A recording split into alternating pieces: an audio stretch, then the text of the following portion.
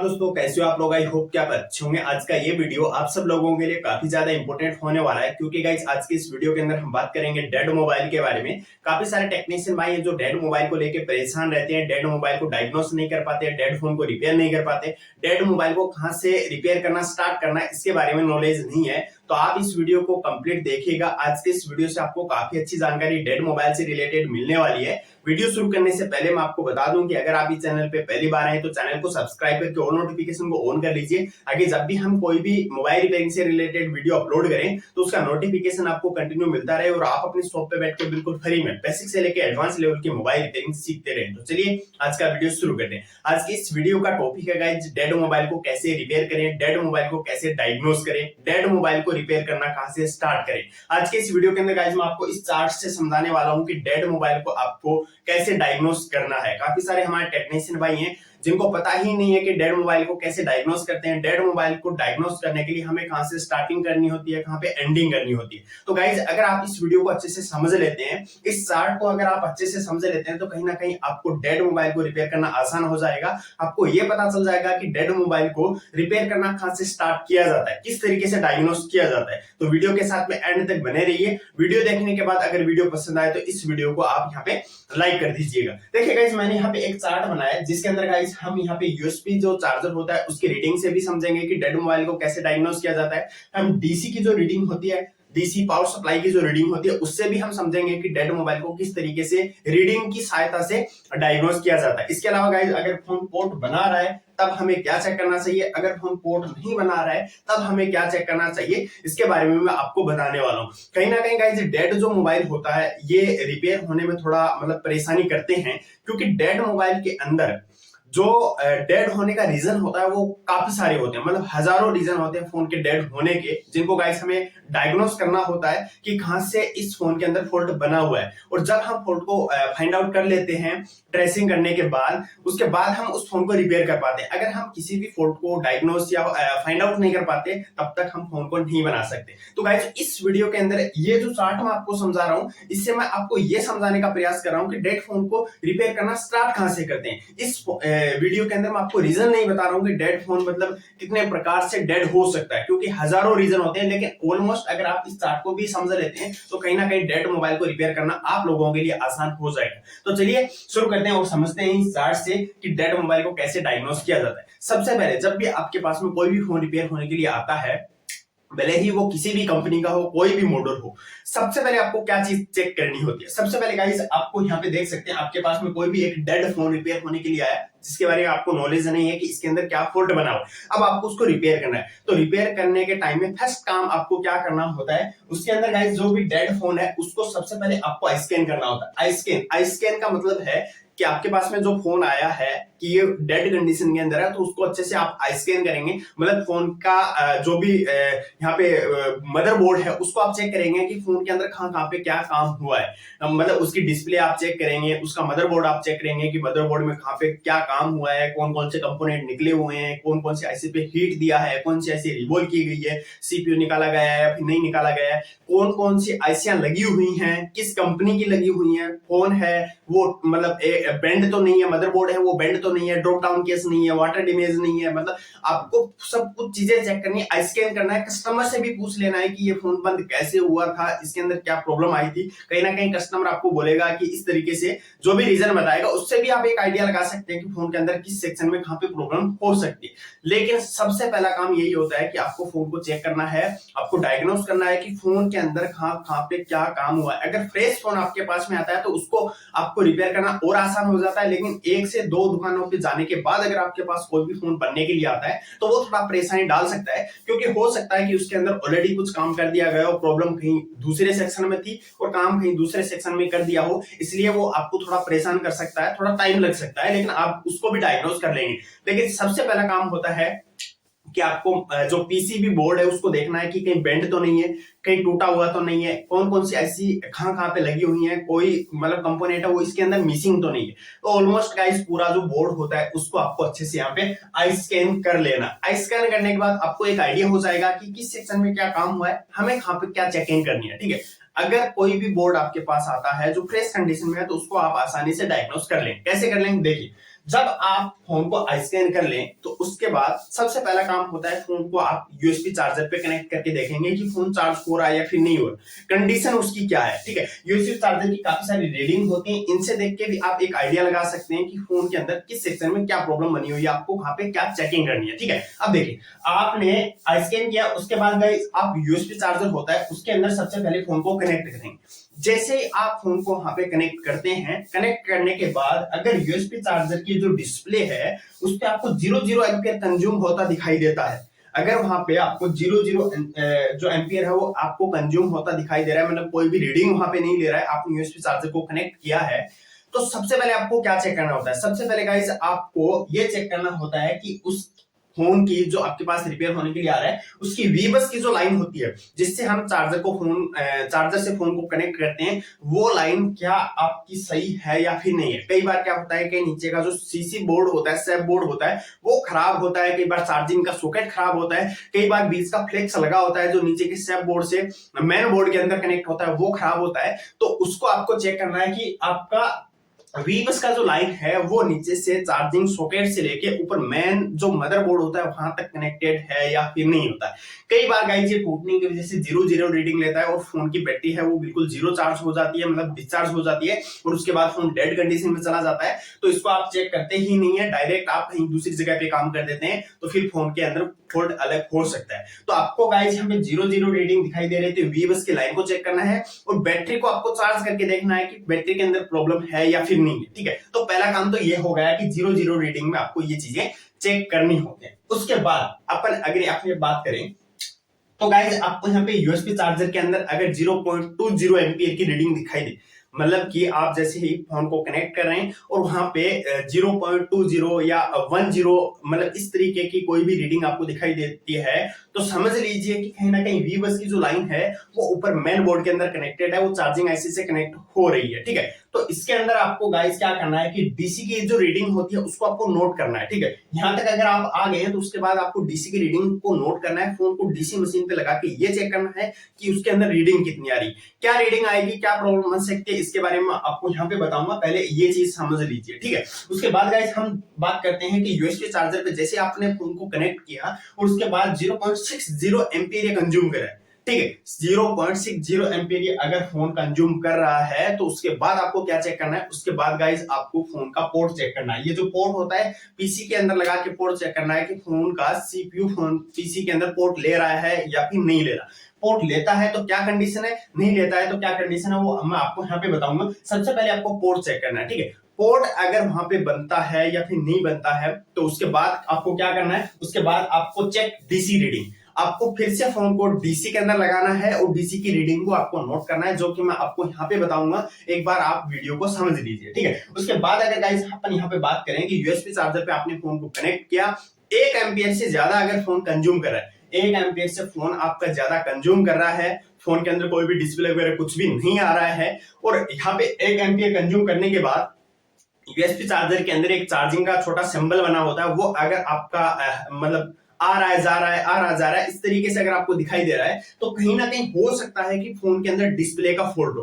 तो आपको यहाँ पे फोन के अंदर डिस्प्ले चेक करना है, डिस्प्ले का जो कनेक्टर होता है उसको चेक करना है, एक बार नया डिस्प्ले लगा के देखना है। अगर फिर भी गाइस हो सकता है कि आपका डिस्प्ले फोन के अंदर दिखाई ना दे, यानी 1 एम्पियर से ज्यादा लेने का मतलब होता है कि कहीं ना कहीं फोन आपका ऑन कंडीशन के अंदर हो सकता है। ठीक है, ऑन कंडीशन के अंदर होने का मतलब है कि फोन चालू है। ठीक है, अब चालू है तो आपको डिस्प्ले को चेक करना है, उसका कनेक्टर वगैरह चेक करना है कि टूटा फूटा तो नहीं है। ठीक है, उसके बाद आपको अगर डिस्प्ले नहीं आता है तो सबसे पहले आपको देखना है कि फोन के अंदर ग्राफिक बन रहा है या फिर नहीं बन रहा।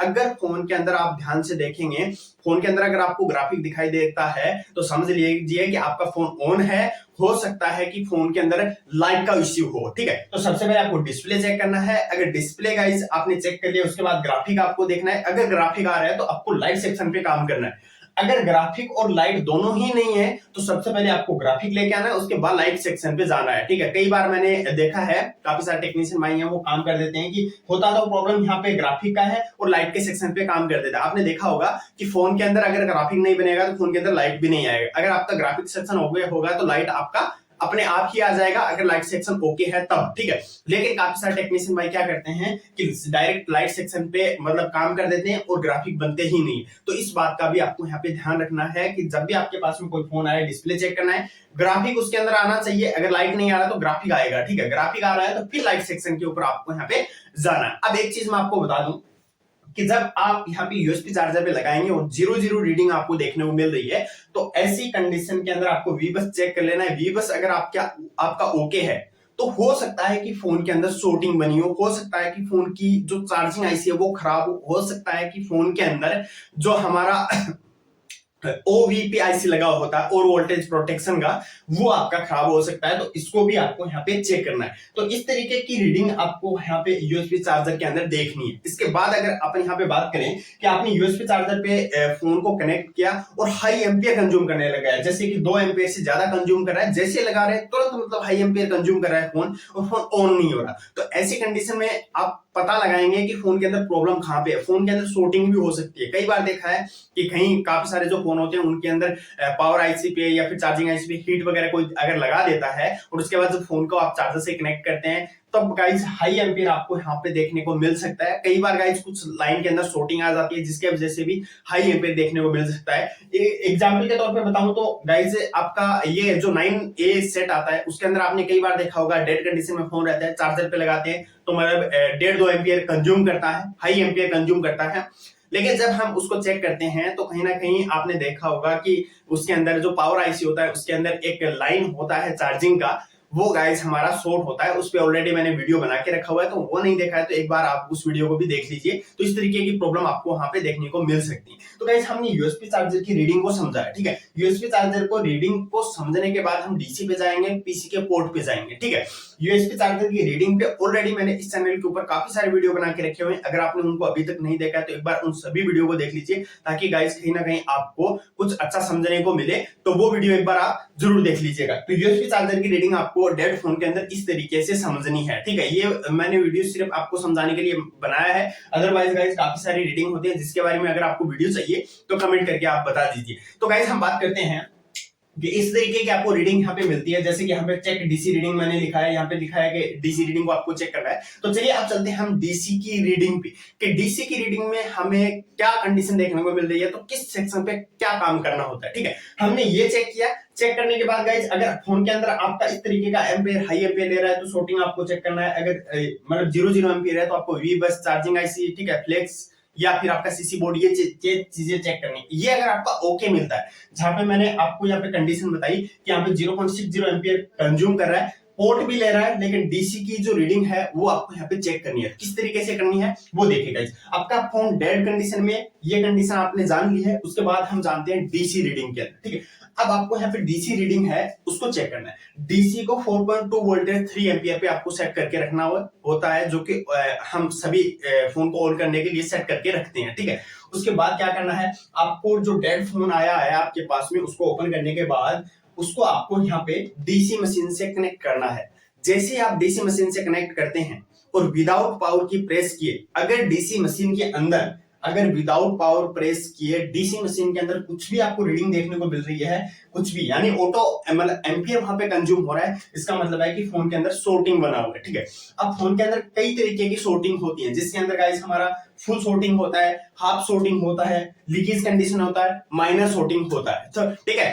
तो आपको वहां पे शॉर्टिंग को चेक करना है, ठीक है।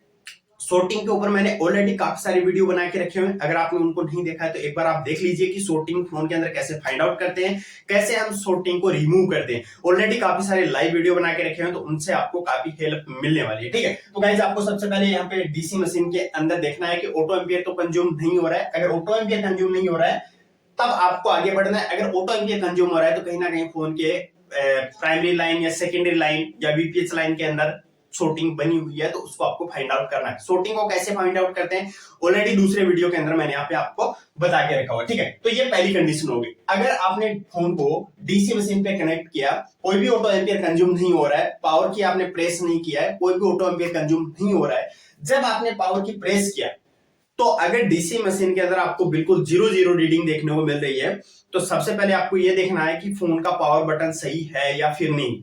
अगर फोन का पावर बटन खराब होता है तब भी डीसी में कोई रीडिंग नहीं देखने को मिलती, लेकिन इसकी एक अलग कंडीशन होती है कि जब आपने फोन को यहाँ पे कनेक्ट किया, 1 एम्पियर से ज्यादा अगर कंज्यूम किया तो फोन ऑन कंडीशन में हो सकता है, पावर बटन खराब हो, लेकिन फोन ऑन कंडीशन में हो सकता है, डिस्प्ले का, ग्राफिक का, लाइट का आपका कोई भी फॉल्ट हो सकता है। ठीक है, तो अगर आप पावर बटन प्रेस नहीं कर रहे हैं, कोई भी मतलब पावर बटन प्रेस करने के बाद कोई रीडिंग नहीं लेता है, तो आपको वहां पे पावर बटन को चेक करना है। जब गाइज आप पावर बटन को अच्छे से चेक कर लेते हैं, डीसी मशीन पे कोई भी ऑटो एम्पियर कंज्यूम नहीं है, मतलब फोन के अंदर शॉर्टिंग नहीं है, और उसके बाद आप जब फोन का पावर बटन प्रेस करते हैं, तो उसके बाद अगर आपको यहाँ पे प्रेस करने के बाद भी अगर आपको यहाँ पे डीसी मशीन के अंदर 0 रीडिंग देखने को मिलता है, तो एक चीज आपको यहाँ पे चेक करना है कि हो सकता है कि फोन के अंदर कहीं शॉर्टिंग भी हो। कई बार गाइज मैंने देखा है कि फोन के अंदर शॉर्टिंग की वजह से आपका जो चार्जिंग आईसी होता है वो फॉल्टी हो जाता है, या फिर आपका वीपीएस कॉइल निकल जाता है। ठीक है, कहीं से कोई लाइन ब्रेक हो जाती है, तो आपका जो डीसी के अंदर रीडिंग है वो बिल्कुल 0 देखने को मिल सकता है। तो इस बात का भी आपको यहाँ पे थोड़ा ध्यान रखना है। ठीक है, उसके बाद अगर अपन यहाँ पे बात करें कि आपने पहले देख लिया कि ऑटो एम्पियर कंडीशन में आपको शॉर्टिंग को चेक करना है, अगर पावर बटन प्रेस करते हैं तब आपको क्या करना है, नहीं करते हैं तब आपको क्या करना है, तो इसके बारे में बता दिया है। अब गाइज अपन यहाँ पे चेक करते हैं कि अगर आपने पावर बटन प्रेस तो कर दिया, ठीक है, आपने पावर बटन प्रेस कर दिया लेकिन कोई रीडिंग नहीं आ रहा, तो ऐसी कंडीशन में आपको वीपीएस जो लाइन होता है फोन के अंदर 3.7 से लेके 4.2 वोल्टेज, उसको आपको चेक करना है कि कहीं वो ओपन तो नहीं है, या फिर आपको उसका वोल्टेज चेक करना है कि कहीं चार्जिंग आईसी ही खराब नहीं है। ठीक है, आपका वीपीएस बन ही नहीं रहा हो, तो इस कंडीशन में देखना है कि चार्जिंग आईसी आपका 14 नहीं हो। ठीक है, वीपीएस को आपको चेक करना है, पावर आईसी को आपको चेक करना है फोन के अंदर की पावर आईसी की कंडीशन क्या है। कई बार पावर आईसी की किसी दूसरी लाइन में शॉर्टिंग होने की वजह से फोन बिल्कुल 0 रीडिंग पे चला जाता है। ठीक है, इसके बाद आपको क्रिस्टल फोन के अंदर जो लगा होता है, क्रिस्टल आपने देखा होगा वो लगा होता है, तो उसको आपको चेक करना है, उसको आपको अच्छे से चेक करना है कि ओपन है या फिर नहीं है। ठीक है, आपका लगा होना चाहिए, कोई भी पैड उसका टूटा नहीं होना चाहिए। आपका बक सेक्शन होता है, उसको आपको चेक करना है कि उसकी रीडिंग क्या बन रही है। ठीक है, बक सेक्शन के बारे में ऑलरेडी मैंने काफी सारे वीडियो बना के रखे हैं, अगर आपने उनको नहीं देखा है तो उनको भी आप देख लीजिए, उनसे भी आपको काफी बेनिफिट होने वाला है। इसके बाद अगर आप यहाँ पे बात करते हैं कि ये कंडीशन आपको यहाँ पे दिखाई दे रही है, ठीक है, अगर आप फोन का पावर बटन प्रेस करें और उसके बाद 0.00567 तक आपको अगर कोई रीडिंग देखने को मिल रही, मतलब 1 डिजिट की या फिर आपको 2 डिजिट मतलब ऑलमोस्ट 10 या 11-12 की आसपास की रीडिंग आपको देखने को मिल रही है, कब पावर बटन प्रेस करने में, और फोन का जो पोर्ट है पीसी के अंदर वो नहीं बन रहा है, तो ऐसी कंडीशन में कहां पे प्रॉब्लम हो सकती है, उसको गाइस हम बोलते हैं लो बूटिंग। ये जो आपकी रीडिंग होती है 0.00567, तो इसको बोलते हैं हम लो बूटिंग। लो बूटिंग में ऑलरेडी वीडियो बना के रखा हुआ है, अगर आपने नहीं देखा है तो एक बार आप उसको देख लीजिए। अगर फोन के अंदर लो बूटिंग आ रहा है तो कहां से प्रॉब्लम हो सकती है, एक आइडिया लगा सकते हैं कि कहां से प्रॉब्लम हो सकती है। तो इसके लिए गाइस आपका सीपीयू प्रॉब्लम हो सकता है, सीपीयू ड्राई हो सकता है, सीपीयू रिवॉल्व करने से लो बूटिंग की प्रॉब्लम है वो हमारी ठीक हो जाती है। इसके अलावा गाइस आपका जो पावर आईसी होता है वो कई बार खराब हो जाता है, तो ऐसी कंडीशन में भी आपका जो फोन है वो लो बूटिंग कंडीशन के अंदर जा सकता है। ठीक है, इसके अलावा अगर फोन के अंदर वीपीएस कम बन रहा है, वीपीएस कम बना है, तब भी आपका फोन लो बूटिंग के अंदर जा सकता है। इसके अलावा गाइस अपन बात करें अगर आपका क्रिस्टल खराब है तब भी आपका फोन लो बूटिंग दिखा सकता है। इसके अलावा गाइस बात करें बग सेक्शन की, अगर बग सेक्शन के अंदर कोई भी कॉइल टूटा हुआ है तब भी आपका जो फोन है वो लो बूटिंग कंडीशन के अंदर जा सकता है। तो इस बात का आपको यहाँ पे ध्यान रखना है, ये चीजें आपको यहाँ पे चेक करनी है, 4 कंडीशन आपको यहाँ पे देखने को मिल सकती है। इसके अलावा अगर अपन यहाँ पे बात करें तो गाइस अगर आपने फोन का पावर बटन प्रेस किया और उसके बाद डीसी के अंदर आपकी रीडिंग स्टक दिखाई दे रही है, स्टक का मतलब है आपने पावर बटन प्रेस किया, डीसी के अंदर कुछ रीडिंग लिया 50, 60, 70 या 150, 200, 150, और उसके बाद जब आपने पावर बटन रिलीज कर दिया तो वहां पे वो रीडिंग है वो स्टक हो गई, मतलब फोन की जो रीडिंग है वो वहां पे अटक गई है और फोन ना तो ऑन हो रहा है और ना वो रीडिंग नीचे आ रही, उसको बोलते हैं स्टक रीडिंग। स्टक रीडिंग के अंदर मैंने ऑलरेडी काफी सारे वीडियो बना के रखे हुए, अगर आपने नहीं देखे अच्छे से समझ के देख सकते हैं। लेकिन स्टक रीडिंग में आपको कहां पे क्या चेकिंग करनी होती है उसके बारे में आपको बता दूं। अगर जब भी आपकी फोन की रीडिंग स्टक हो रही है तो आपको चेक करना है कि फोन पोर्ट ले रहा है या फिर नहीं ले रहा। ठीक है, ये बात को आपको यहाँ पे ध्यान रखना है। ठीक है, अब गाइस अगर फोन के अंदर डीसी की जो रीडिंग है वो स्टक हो रही है, फोन को आपने पीसी के अंदर कनेक्ट किया और वो पोर्ट भी बना रहा है, तो ऐसी कंडीशन में आपको क्या चेक करना है? ऐसी कंडीशन के अंदर गाइस सबसे पहले आपको फोन को फ्लैशिंग पे ट्राई करना है कि फोन के अंदर फ्लैशिंग का प्रॉब्लम है या फिर नहीं। कई बार मैंने देखा है कि फोन के अंदर जो फ्लैशिंग होता है उसका प्रॉब्लम रहता है, जिस वजह से फोन स्टक रीडिंग पे चला जाता है, डेड कंडीशन के अंदर चला जाता है। तो इस बात का भी आपको यहाँ पे ध्यान रखना है। अब अगर फ्लैशिंग का प्रॉब्लम नहीं है, फ्लैशिंग ले नहीं रहा है या फिर फ्लैशिंग हो चुकी है, फिर भी अगर आपका फोन स्टक रीडिंग के ऊपर है, डेड कंडीशन में है, तो हो सकता है कि फोन का जो रैम सेक्शन है, डबल डेकर जो फोन होते हैं उनके अंदर रैम लगा होता है अलग से जो सीपीयू के ऊपर आता है, तो हो सकता है कि रैम है वो ड्राइव हो गया है, जिसकी वजह से फोन आपका स्टक रीडिंग में जा रहा है, तो आपको रैम को निकाल के रिवॉल्व करना होता है। इसके अलावा गाइज अगर अपन यहाँ पे बात करें सीपीयू की, आपने देखा होगा काफी सारे लेटेस्ट फोन होते हैं उनके अंदर जो सीपीयू होता है वो ड्राइव हो जाता है हीटिंग की वजह से, और ड्राइव होने के बाद गाइज आपका जो फोन होता है उसकी रीडिंग स्टक होने लगती है, क्योंकि सीपीयू की साइड से जो हमारे एमएमसी यूएफएस से या फिर रैम से जो लाइनें कनेक्ट होती हैं, जो पिनें कनेक्ट होते हैं सीपीयू की साइड से ड्राइव हो जाते हैं, तो सीपीयू वहां पे काम करना अपना बंद कर देता है। तो ऐसी कंडीशन में सीपीयू को निकाल के आपको रिवॉल्व करना होता है। इसके अलावा भी अगर आपका फोन स्टक हो रहा है तो इसके अंदर गाइज आपका फोन है उसके अंदर एमएमसी या यूएफएस की हेल्थ खराब हो सकती है, एमएमसी या यूएफएस है वो खराब हो सकता है, और ऐसी कंडीशन में आपको निकाल के चेक करना होता है। अगर आपका जो यूएफएस या एमएमसी है उसकी हेल्थ खराब है, 90% कंज्यूम है, तो आपको उसको रिपेयर करना होता है। अगर उसके अंदर कोई भी फ्लैश फाइल नहीं है तो फ्लैश करके आपको उसको ऑन करना होता है। अगर वो खराब हो गया है तो उसको आपको चेंज करना होता है। और ये चीजें कैसे डायग्नोज करते हैं इस पे ऑलरेडी मैंने एक अलग से वीडियो बना के रखा हुआ है, उसको भी आप यहाँ पे देख सकते हैं। इसके बाद अगर आप फोन को डीसी मशीन पे कनेक्ट करते हैं, पावर बटन प्रेस करते हैं और रीडिंग आपकी मतलब कि 0.250 0.300 प्लस जा रही है, मतलब रीडिंग आपकी अच्छी खासी आपको दिखाई दे रही है कि मतलब फोन आपका ऑन कंडीशन के अंदर हो रहा है। मतलब आप समझ लीजिए कि अगर आप यहाँ पे 4 डिजिट में देखते हैं, अगर 250 से ऊपर की रीडिंग आ रही है तो गाइज 250 से 300 के बीच में अगर रीडिंग है तो कहीं ना कहीं आपका फोन ऑन हो सकता है। अगर 2 डिजिट के अंदर देखें तो 25 से 30 रीडिंग आप मान सकते हैं। अगर 30 से ऊपर जा रहा है तो फोन आपका ऑन कंडीशन में हो रहा है। इसके अंदर भी कंडीशन बन रही है कि फोन आपका अप डाउन कर रहा है, रीडिंग अप डाउन हो रही है, तो सेट आपका ऑन हो सकता है। ऐसी कंडीशन में फिर से आपको यहाँ पे आना है, डिस्प्ले ग्राफिक लाइट को आपको यहाँ पे चेक करना होता है, इसका भी प्रॉब्लम आपका हो सकता है।